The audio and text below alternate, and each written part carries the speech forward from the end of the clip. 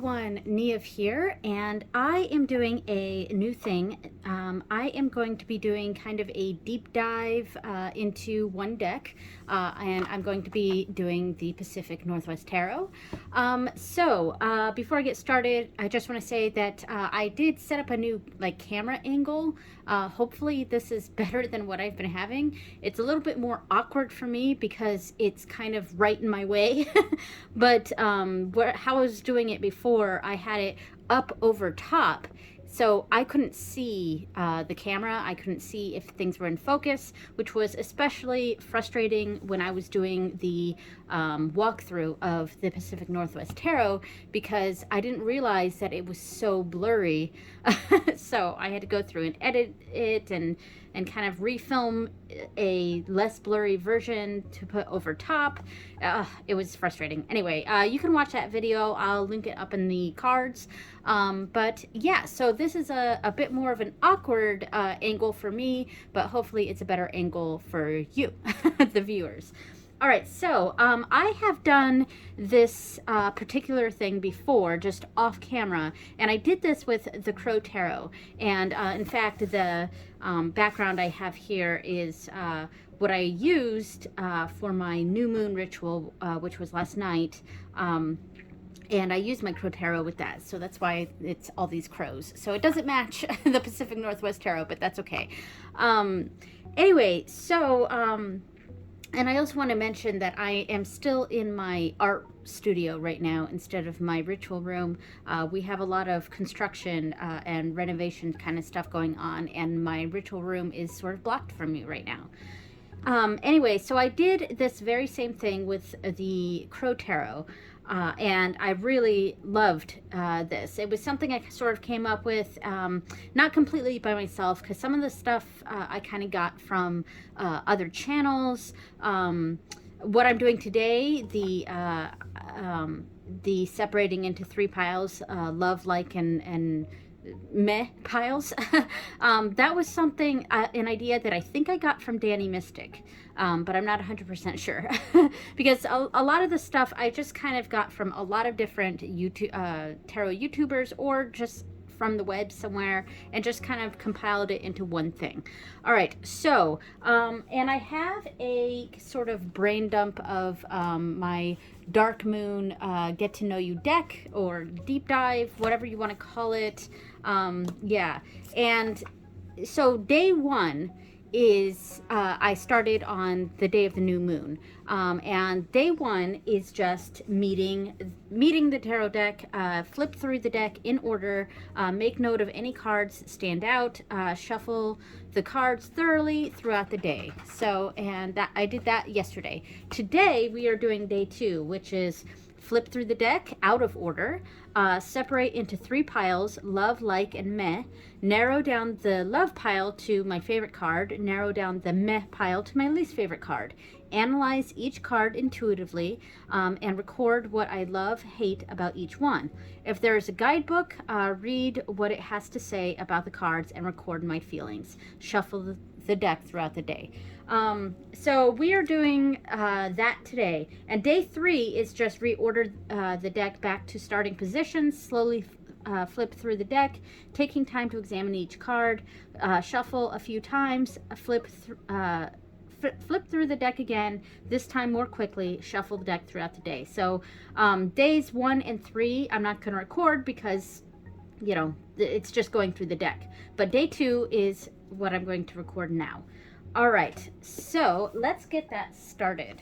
I'm going to open this up, and this is already shuffled, like, you know, it's out of order, it's been shuffled a lot, and but I am going to shuffle it again. I'm so sad though. One of my cards got ever so slightly bent, and I'm so sad about it. I mean, it's fine. It doesn't really affect anything. I don't notice it when I'm shuffling or anything, so it's not gonna have any effect on my drawing the cards. And you can't even really see the little bend in it because I flattened it as much as possible. But if I separate the deck just a little bit, I can tell where it is. It's right here. This is the card that I ever so slightly bent. So Yeah, which is a big bummer, especially since this is an independent deck. But anyways, so let's go through. I'm going to shuffle a few times, and I'm just going to decide whether it is a love, like, or meh card. And there's not a lot of meh cards in this deck. I'll just say that up front. And I already know what my top 2 favorite cards are going to be, because I have gone through this several times, and I already know. So let's see. This is like... So I'm going to speed up the video here and just go through and separate these.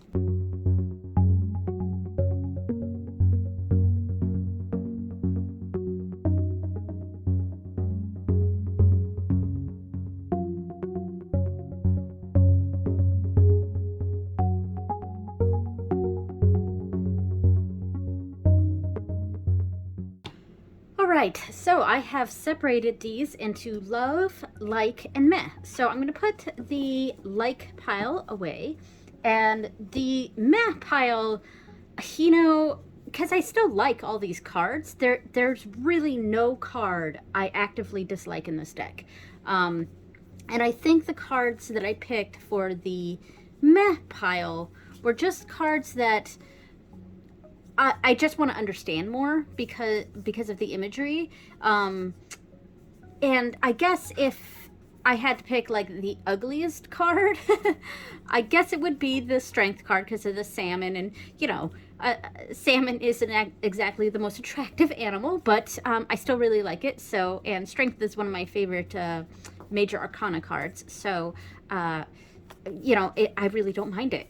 A lot of these cards, though, that I picked for the actively, like my dislike, well, dislike is a strong word, my meh pile, is just cards that I don't quite understand the imagery, and I really just want to read the guidebook, you know, to see. So there's 8 of them. There's 8 cards that I picked, and really there were more in the like pile that I could have picked, but yeah, it basically got the idea across. So, and some of these I still really even like, but yeah. So I am going to make note of the fact that I picked all these for the meh pile. But if I had to say which one I think I dislike the most, I think it would be this world card. It's beautiful, don't get me wrong, but I just want to kind of understand. I mean, I see the circle, the imagery there. It's to me, it just feels like a close-up of just the flower itself. And so I want to sit with this for a bit and read the guidebook and see what the guidebook says about this. So yeah, and that's my intuitive feelings about my dislike pile. It's more that I just want to understand what the imagery is saying in these cards. And I do understand the imagery of the strength card here. I think I just picked this one only because it was just, you know, not as attractive, I guess. But, which is very subjective. But there we go. So, so this is my number 1 dislike card, even though it's still beautiful. Oops, I'm bumping the camera. See, this is the problem of having this camera like right here by me. I'm gonna bump it a bunch of times. So my love pile. All right, so I really want to go through and say what I love about each of these cards, and I will let you know. Oh, we got 9 cards here. Okay, so I think we're in frame here. Let's see. All right, so the ones that I think are just stunningly beautiful, I think would be the Queen of Swords and the Magician. They're not my favorites, but I love them. I think these are beautiful imagery and fits well with the theme of the cards. So I like those, but they're not my favorites. I really like this Ace of Pentacles. I think it makes sense.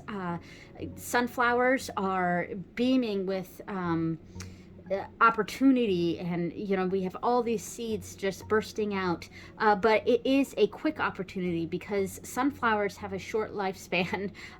They bloom, and they are gorgeous for just a few days even, and then they die and shrivel up, and it's a very quick. And the Ace of Pentacles is a sudden opportunity. It's a sudden influx of money, or whatever. It's something very sudden, a spark of opportunity is kind of what I think of with the Ace of Pentacles. And so the symbolism of this makes a lot of sense for me. One, it just looks like a big giant pentacle, and two, it's got that burst of opportunity feeling. So that makes sense. It's not my favorite though, but I do very much like the imagery. Now let's bring this closer.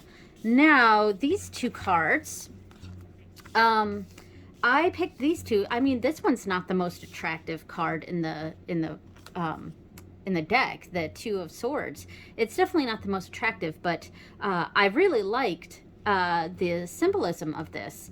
We've got this animal. It's some sort of mole. I'm not going to remember every animal right off the top of the bat, and they're blind, so they can't see, and that makes complete sense. And we've got the two swords going either way.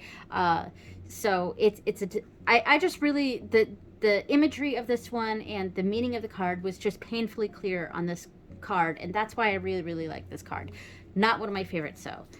I also really like this Six of Pentacles, and this is, it's more about the tree, a nurse log, than it is about the red vole, the animal here. And there's sort of this symbiotic relationship with the nurse log and the animals that it contains, not just red voles, but other animals that it houses, because these animals rely on this nurse log for shelter for their homes. But the nurse log is basically a dead log. But it's also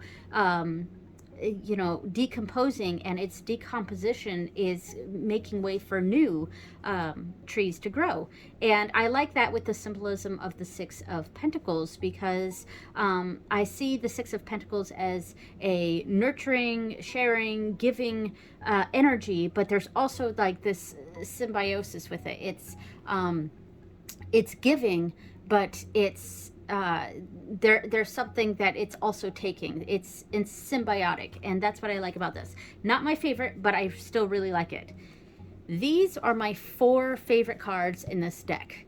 The Tower card, oh, sorry about that noise. The Tower card, I just think is pretty. This is a stunningly gorgeous deck, or card. Well, stunningly gorgeous deck, but this is just a very beautiful card, and I really, really like it. And it does have that fiery energy of this tower. It's almost like there's a forest fire going on, because I think this is a great redwood. And what a tragedy that would be, a redwood dying, being consumed by fire. And we don't see the fire itself, but we see that it's coming, and it's backlit by this danger that's coming. In a way, it's not quite as sudden as the tower tends to be. It's more of a we're seeing that it's coming, and this tree is sort of bracing for the fact that it's going to be consumed by this fire. But yeah, so it's kind of a dreading feeling, but yeah, it's got that energy. So I really, really, really like this card a lot. Yeah, which is, one of the more negative cards in the deck, but it's definitely a very, very beautiful card. Not my favorite. All right, so number 3 is the Six of Cups. I just really like this card. The Six of Cups is kind of that nostalgia,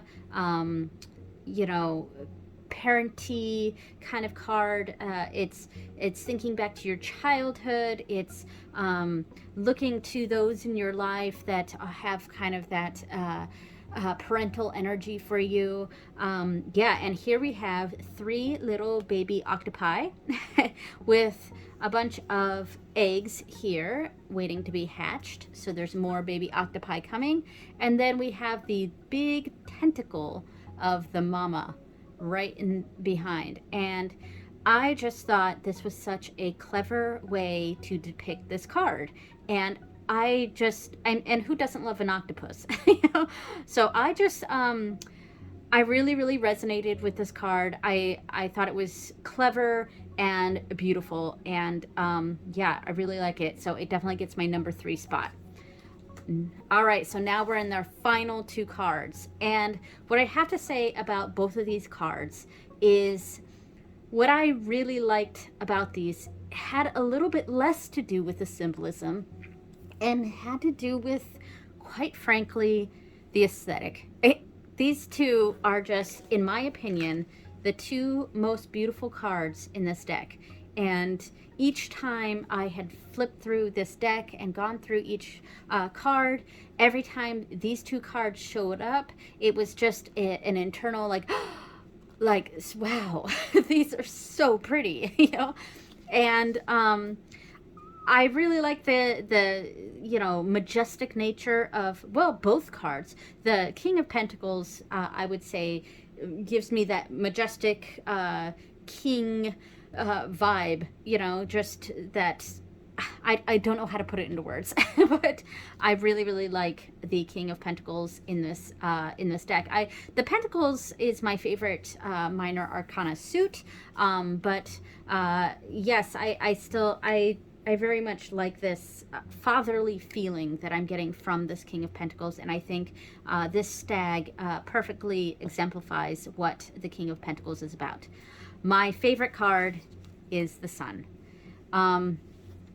Now, the Sun card is not normally my favorite major arcana card in tarot in general, but this card is just stunningly beautiful. The colors, the artwork, and the symbolism. It's so spot on. Like, I think it is gorgeous. I love this so much that that the bag that I'm designing for this deck, I specifically look for swans, because this is a trumpeter swan here, and it's so stunningly beautiful that I just, when I make the bag for this deck, I want there to be a swan on it, or swan feathers, or something to really depict my love for this card, because it's just stunning. You know? And yeah, through and through, that is how I feel about this card. It's just stunning.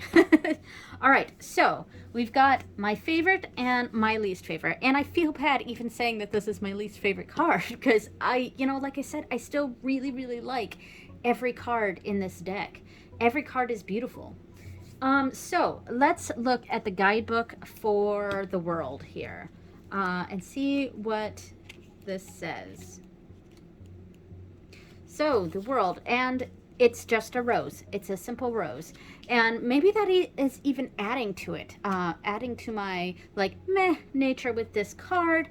It's everything else, I feel like, has a more unique thing on there, or like trumpeter swan, Pacific loon, Douglas fir, mourning dove, Western North American destroying angel, you know, like, and then we get the world, and it's just rose.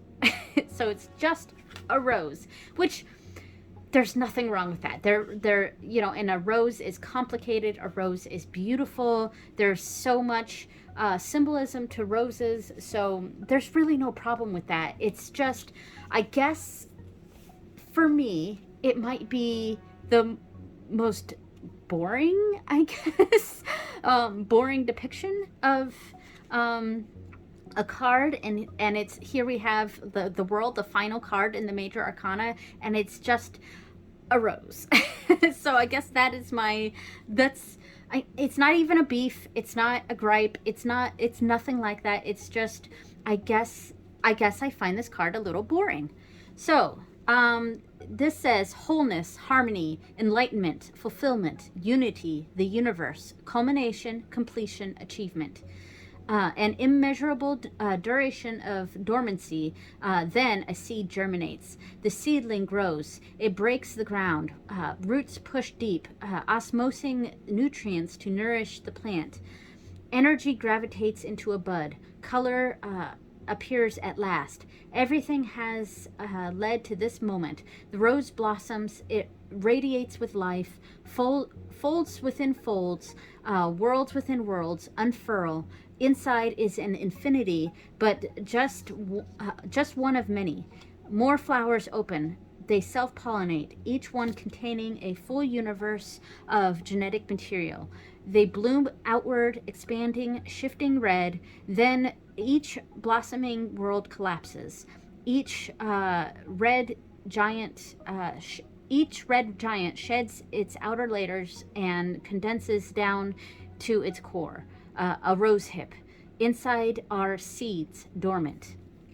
So I definitely understand what he was going for with this. I really do. I really understand what Brendan Marnell, that's his name, the artist. I understand completely what he's going for with this, and the guidebook explanations are beautiful, of course. Yeah, I really understand what they're going for with this. I guess I sort of find the explanation a little bit more in line with the Wheel of Fortune, if that makes sense. Because I sort of see the Wheel of Fortune as kind of being a cycle of life, birth, from birth to death to rebirth, and that's sort of how I feel about this rose card here and its explanation. It does feel a bit more Wheel of Fortune-y to me. Whereas the wheel, or I mean not the wheel, but the world for me, it's kind of a big picture card. It's stepping back and seeing the forest for the trees. Instead of focusing on the minute things, we're stepping back and we're seeing the big picture. Whereas I feel like this particular depiction of the world is sort of opposite to that. It's taking that world and condensing it down into a tiny world.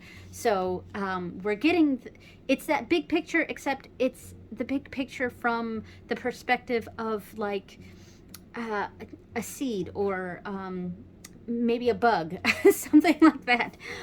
So it's not my big picture, it's a microcosm of a macrocosm, if that makes sense. So still pretty deep. It's something I'm definitely going to have to, when we do each card, really get my feelings out about this card. So there we go. So that is the dislike card. All right, so now my favorite card, the Sun. All right, Moon, the Sun. Trumpeter Swan. All right. So success, happiness, vitality, good luck, optimism, radiating positivity, truth. So it helps that this is also a very positive card in general. So despite its intensity, the sun emerges coyly through a gap in the drizzle. I had grown used to winter's cloud cover, and the light is startling. A ray of blinding luminance, a neon coin of pink gold radiation, a visual trumpet blast. Misty rain continues to fall on my oiled white feathers, but the peaking sun is a reminder that it's temporary. Behind that hole in the clouds, the sun is shining bright. At some point, it will shine that brightly here. Spring has arrived. The sun will warm my feathers again, and when it does, it's gonna feel so damn good. And he said gonna. And when it does, it's gonna feel so damn good. All right, so yeah, I mean, to be honest, there's not a whole lot to say about this, because I think this card just really speaks for itself. It's just stunningly beautiful, and perfectly exemplifies what the sun symbolizes for me. So there we go. All right, so that is day 3. I'm going to go through and take notes of everything that I've experienced here. I'm also going to maybe do a little bit more of a deep dive, just a simple deep dive into each of the cards that or maybe my top 3 cards or something that I didn't really like or that I loved. Or something like that. I'm going to do some sort of off-camera, little bit more deep dive, but here we go. So the next video I do for this series is going to be because the first 3 days are really just a getting to know, going through and doing this exercise and just looking at each card. Day 4 is when I start to do a little bit more of a deep dive into the cards themselves. So I'm going to do the first, I believe, 6 major arcana cards, and that will be the next video. So thank you so much for watching, and I will see you next time. Bye, everyone.